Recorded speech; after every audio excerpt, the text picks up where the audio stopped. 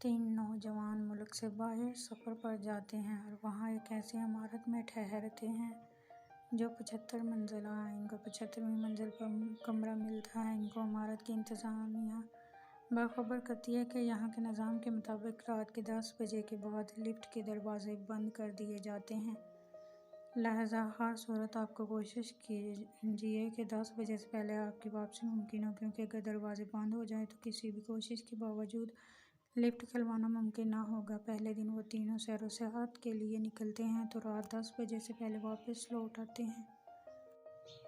مگر دوسرے دن وہ لیٹ ہو جاتے ہیں۔ اب لفٹ کے دروازے بند ہو چکے تھے۔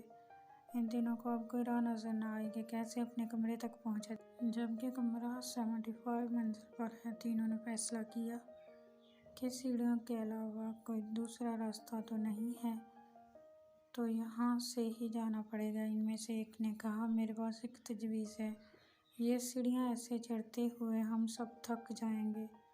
ایسا کرتے ہیں کہ اس طویل راستے میں ہم باری باری ایک دوسرے کو قصہ سناتے ہوئے چلتے ہیں۔ 25ویں منزل تک میں کچھ قصے سناؤں گا، اس کے بعد باقی 25 منزل تک دوسرا ساتھی قصے سنائے گا اور پھر آخری 25 منزل تیسرا ساتھی۔ اسی طرح ہمیں تھکاوٹ کا زیادہ احساس نہیں ہوگا اور راستہ بھی کٹ جائے گا۔ اس پر تینوں متفق ہو گئے۔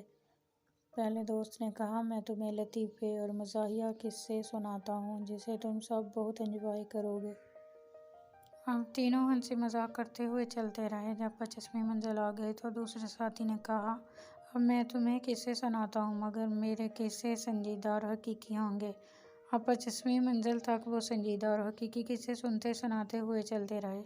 جب 50ویں منزل تک پہنچے تو تیسرے ساتھی نے کہا، اب میں تم لوگوں کو کچھ غمگین اور دکھ بھرے قصے سناتا ہوں، جس پر سب متفق ہو گئے اور غم بھرے قصے سنتے ہوئے باقی منزلیں بھی طے کرتے رہے۔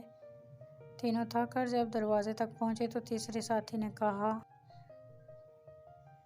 میری زندگی کا سب سے بڑا غم بھرا قصہ یہ ہے کہ ہم کمرے کی چابی نیچے استقبالیہ پر ہی چھوڑ آئے ہیں۔